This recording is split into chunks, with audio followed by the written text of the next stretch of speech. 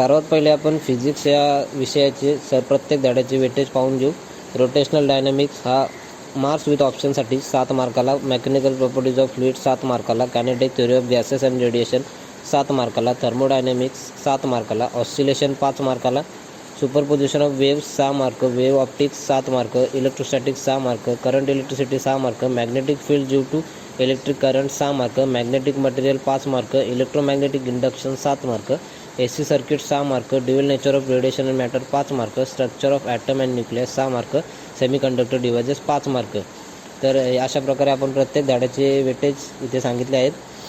जर आपल्याला फिजिक्समध्ये 70+ किंवा 80+ स्कोअर करायचे असतील तर आपल्याला सर्वप्रथम पहिले 6 धडे म्हणजेच rotational dynamics, mechanical properties, kinetic theory of gases, thermodynamics, oscillation, superposition of waves या 6 धड्यांचा हे 6 धडे आणि लास्टचे 11 ते 16 मधले 6 धडे म्हणजे magnetic material, electromagnetic induction, AC circuit, dual nature of radiation matter, structure of atom and nucleus आणि सेमीकंडक्टर डिव्हाइसेस हे 6 धडे आणि वरचे 6 धडे या टोटल 12 धड्यांचा आपल्याला फुल अभ्यास करायला लागेल. म्हणजेच त्या धड्यांमधले PYQs, solved example, exercise, numericals, MCQ हे सर्व आपल्याला कट टू कट आले पाहिजेत.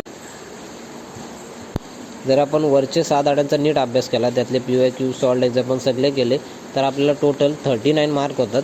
39 आणि जर 11 ते 16 मधल्या 6 धड्यांचा अभ्यास केला तर 34 मार्क होतात. 34 मार्क्स होतात. टोटल गेले तर आपल्याला 73 होतात. 73 पैकी आपण 70 धरू, कारण 1-2 मार्क इकडे तिकडे होतोच. 70 मार्क आपण स्वतःच पेपरमध्ये स्कोअर केले आणि प्रॅक्टिकलमधून 30 पैकी 25 तरी सर्व कॉलेजमध्ये देतात. त्यामुळे तसे आपण बघायला गेलो तर 95 मार्क्स होतात फिजिक्सच्या पेपरात. जर आपण वरचे 6 धडे आणि खालचे 6 धडे एकदम टोटल नीट केले तर आपल्याला 90 अबावसुद्धा भेटू शकतात. पण कधी वेटेज इकडे तिकडे होतो. 7 मार्काचा धडा कधी 5 मार्काला येतो किंवा 5 मार्काचा धडा कधी 7 मार्काला येतो. त्यामुळे आपल्याला जेवढा जास्त अभ्यास करता येईल तेवढा जास्त अभ्यास करावा आणि उरलेले जे मधले धडे आहेत म्हणजे 7वा, 8वा, 9वा, 10वा wave optics, electrostatics, current electricity, magnetic field due to electric current या धड्यांमधले IMP क्वेश्चन करून आपण त्या धड्यातले थोडे मार्क मिळू शकतो. त्यामुळे आपल्याला 90-95+ सुद्धा पडू शकतात किंवा 80+ सुद्धा पडू शकतात. आपल्या अभ्यास टोटल म्हणजे एकूण करून 16च्या 16 धडं न करण्यापेक्षा, चॅप्टर न करण्यापेक्षा आपण वरचे 6 आणि खालचे 6 धडे केले तर एकूण 12 चॅप्टर करून गेलो तरी आपल्याला 70 किंवा 70+ किंवा 80+ आपल्याला इझिली स्कोअर करू शकतो आपण फिजिक्सच्या पेपरामध्ये. तर ज्यांना फिजिक्समध्ये 70 किंवा 80+ स्कोअर करायचं असेल त्यांनी ही स्ट्रॅटर्जी वापरून 70-80+ स्कोअर करू शकतो आपण इझिली. फक्त आपण त्या विषयांचा, त्या धड्याचा प्रत्येक क्वेश्चन टू क्वेश्चन सर्व सॉल्व केला पाहिजे. त्या धड्यातून कुठलाही क्वेश्चन आला तरी आपल्याला तो सोडवताना यायला पाहिजे. अशा प्रकारे आपण फिजिक्समध्ये 70-80+ स्कोअर करू शकतो.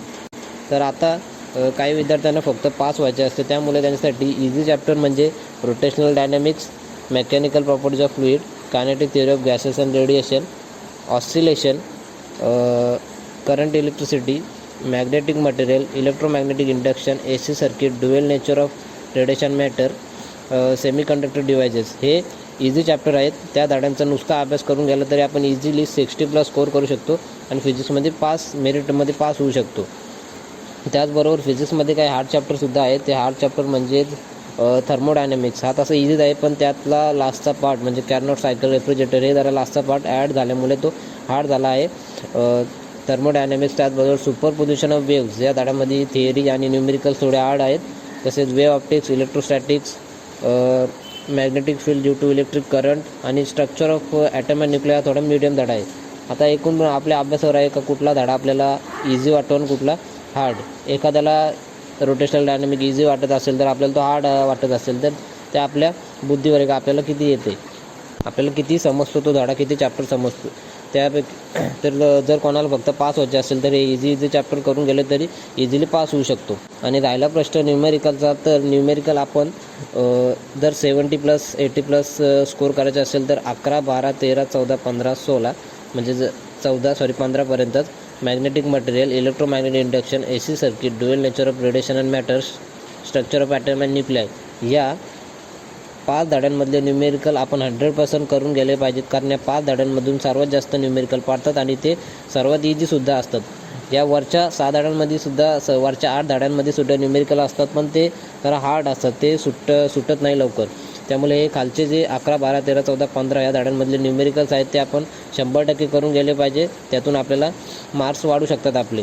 आणि जे उरलेले धडे आहेत त्यातले आपण IMP क्वेश्चन करून जाऊ शकतो. MCQs करून गेलो तरी आपल्याला इझिली 70, 80+ फिजिक्ससारख्या पेपरमधून पडू शकतात.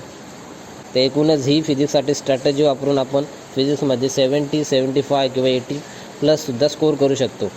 मित्रांनो, यापुढची व्हिडिओ आपण केमिस्ट्रीमध्ये कसं 70, 80+ स्कोर करू शकतो, तसेच मॅथमॅटिक्समध्ये कसे जास्तीत जास्त स्कोर करू शकतो यावर व्हिडिओ बनवणार आहेत.